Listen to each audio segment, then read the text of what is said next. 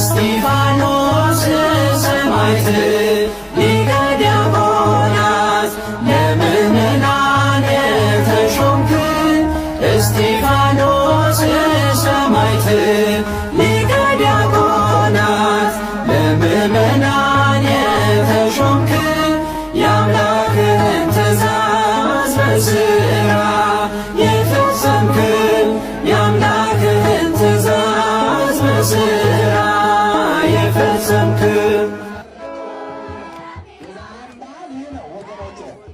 በመንፈስ ቅዱስ ዛሬም እንደዚህ ያስፈልጋል ወገኖች።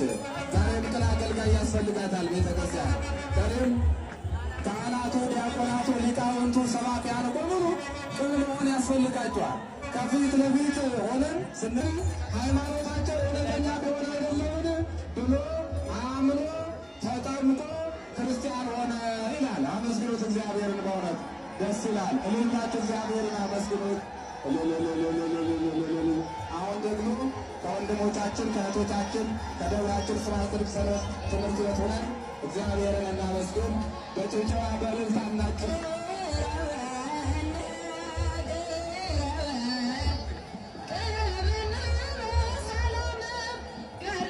መቅደሱን ሁላችንም ያጽናናል።